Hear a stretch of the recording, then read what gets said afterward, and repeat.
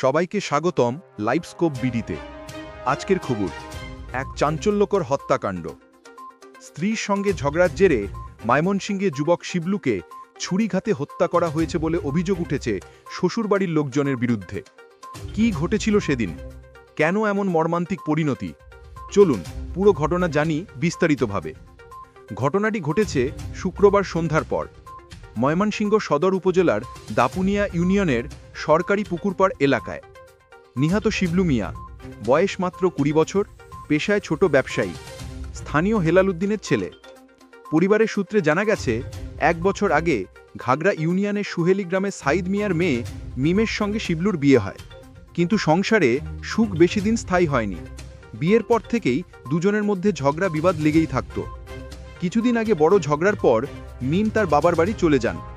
গত বুধবার অর্থাৎ 15ই অক্টোবর শিবলু স্ত্রীকে ফিরিয়ে আনতে শ্বশুরবাড়ি যান, কিন্তু সেখানে তার শ্বশুরবাড়ির লোকজন তাকে আটকে রাখেন বলে অভিযোগ পরিবার সূত্রে।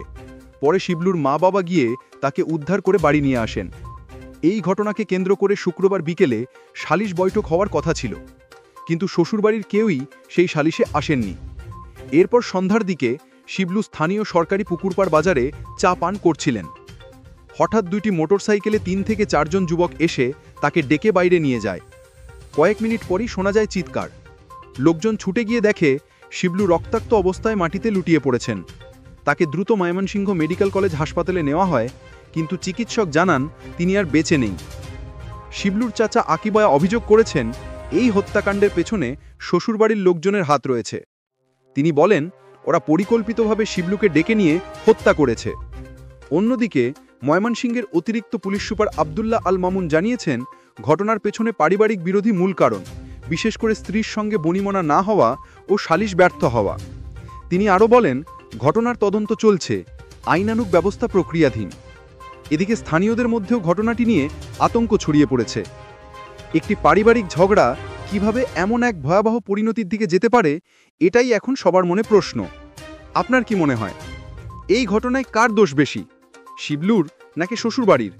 আপনার মতামত কমেন্টে জানান। ভিডিওটি ভালো লাগলে লাইক দিন, শেয়ার করুন এবং লাইভস্কোপ বিডি চ্যানেলটি সাবস্ক্রাইব করুন, কারণ আমরা প্রতিদিন আপনাদের জন্য নিয়ে আসি সর্বশেষ খবর, বিশ্লেষণ ও আপডেট দ্রুত, নির্ভরযোগ্য এবং নিরপেক্ষভাবে।